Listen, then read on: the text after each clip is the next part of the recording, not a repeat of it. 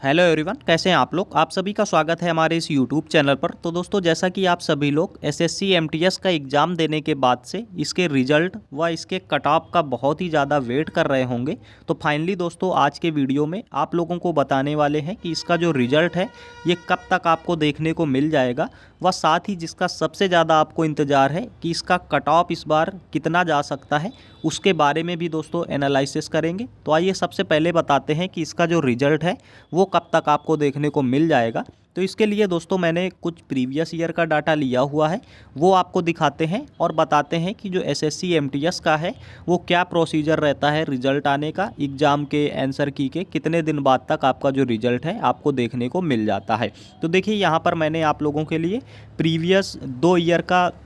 Data ले लिया है, जिसमें मैं आपको दिखा दूं कि आखिर जो एमटीएस का एग्ज़ाम है वो आंसर की आने के कितने दिन बाद नॉर्मली इसका रिज़ल्ट जारी कर दिया जाता है। तो यहाँ पर आप लोग देख सकते हैं, इससे पहले जो आप लोगों का 2023 में एमटीएस हुआ था उसका जो आपका आंसर की आई थी, यहाँ पर आप लोग देख सकते हैं कि इसकी आंसर की आपकी 28 जून को जारी कर दी गई थी। वह जो इसका रिज़ल्ट है ये आप लोगों का 2 सितंबर 2023 को जारी किया गया था। यानी कि यहाँ पर आप लोग ये चीज़ समझ सकते हैं कि आंसर की आपकी आई थी 28 जून को, वह जो रिज़ल्ट आप लोगों का जारी किया गया था ये जारी किया गया था 2 सितंबर को। यानी कि दोस्तों, यहाँ पर जो आंसर की के बाद अगर बात करें तो आंसर की के 2 महीने के बाद जो आपका रिज़ल्ट है, लगभग आंसर की के 2 मंथ के बाद आपका जो रिज़ल्ट है वो जारी किया गया था। ये चीज़ यहाँ पर आप लोग साफ साफ देख सकते हैं कि आंसर की आने के 2 महीने के बाद आप लोगों का रिज़ल्ट जारी कर दिया गया था। इसके अलावा इसके और भी पहले 2022 का भी एक एग्ज़ाम का मैं आपको दिखा देता हूँ कि जो 2022 में एमटीएस हुआ था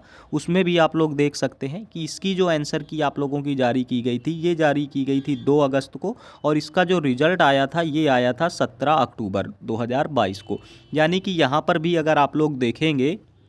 तो ये चीज़ पाएंगे कि यहाँ पर भी जो आपका रिज़ल्ट है वो 2 महीने के बाद ही आया हुआ है। हालांकि यहाँ पर 10 दिन और लेट आपका आया था, लेकिन ये चीज़ तो क्लियर है कि 2 महीने के पहले जो आपका रिज़ल्ट है वो यहाँ पर भी देखने को नहीं मिला, 2 महीने के बाद ही आपका रिज़ल्ट यहाँ भी देखने को मिला है। तो दोस्तों, अगर इस बार की बात करें हम लोग, जो आप लोगों का अभी इस बार 2024 में एमटीएस का एग्ज़ाम हुआ है, इसका रिज़ल्ट आपको कब तक देखने को मिल जाएगा, तो देखिए इसके बारे में आप लोगों को बता देते हैं कि इस बार जैसा कि आप लोगों का जो एग्ज़ाम हुआ है वो तो आप लोगों को सबको मालूम है कि सितंबर से नवंबर तक आप लोगों के एग्ज़ाम चले हैं, और इसकी जो आंसर की है वो आप लोगों को इस बार 29 नवंबर को देखने को मिली है। अब जैसा कि आप लोग पिछले 2 एग्ज़ाम से देख रहे हैं, मैंने आपको दिखाया कि जो रिज़ल्ट है वो आंसर की आने के 2 महीने के बाद ही आपका रिज़ल्ट आपको देखने को मिल रहा है। तो यहाँ पर आपकी अगर 29 नवंबर को जैसा कि आपकी आंसर की आई हुई थी, इसमें अगर आप लोग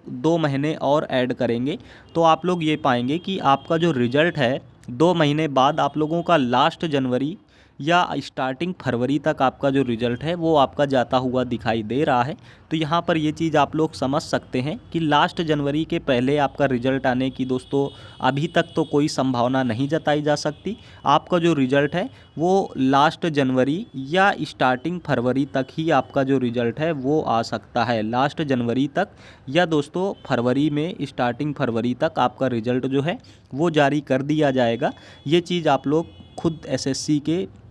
जो इसका शेड्यूल प्रोसीजर रहता है प्रीवियस ईयर के हिसाब से आप लोग खुद समझ सकते हैं कि 2 महीने बाद ही आपका रिज़ल्ट आएगा, और जो कि लास्ट जनवरी या स्टार्टिंग फरवरी तक आपका जो रिज़ल्ट है वो जारी कर दिया जाएगा। तो उम्मीद है दोस्तों ये चीज़ आपको समझ में आ गई होगी। अब बात करते हैं जिसके लिए सबसे ज़्यादा आप लोग परेशान होंगे कि इसका जो कट ऑफ है वो आप लोगों का क्या जाने वाला है। तो देखिए, अगर इसकी कट ऑफ की बात करें कि इसका कट ऑफ क्या जाने वाला है, तो दोस्तों कोई भी टीचर हो या कोई भी स्टूडेंट हो, जब तक ऑफिशियल कट ऑफ नहीं आ जाती उसके पहले किसी भी एग्ज़ाम का कट ऑफ बिल्कुल एग्जैक्ट बता पाना एक बहुत ही दोस्तों मुश्किल काम होता है। ये एग्जैक्ट कट ऑफ आप लोगों की तभी पता चल पाती है जब आप लोगों का फाइनली रिज़ल्ट आ जाता है। लेकिन कोई भी कैंडिडेट हो, एग्ज़ाम देने के बाद उसके मन में ये चीज़ ज़रूर रहती है कि आखिर इस बार जो कट ऑफ है वो कितना जा सकता है। तो दोस्तों, जैसा कि आप ही सभी कैंडिडेट लोग का मेरे पास डाटा आया हुआ है, उसके माध्यम से अगर मैं आपको बताऊं तो मोटे तौर पर आप लोग इतना समझ सकते हैं कि जो भी आपके जनरल, ईडब्ल्यूएस या ओबीसी कैटेगरी के कैंडिडेट हैं वो लोग 115 से लेकर के 120 नंबर तक, अगर आप लोगों के इस नंबर तक जो आपका स्कोर है दोस्तों वो आपका आ रहा है, ये मैं रा स्कोर की बात कर रहा हूँ। नॉर्मलाइज स्कोर आप लोगों का इससे ज़्यादा हो सकता है हर एक शिफ्ट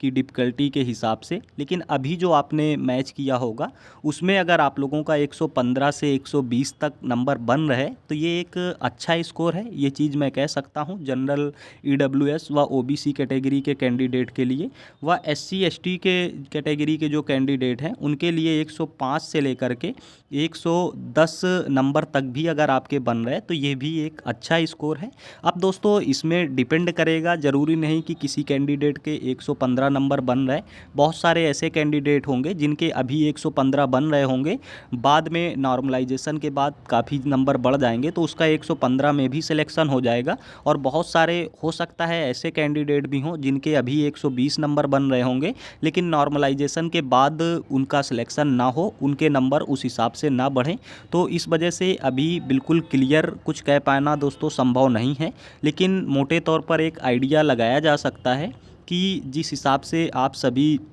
बच्चों ने एग्ज़ाम दिया है और जिस तरह से आप लोगों का अभी मैच करने के बाद में नंबर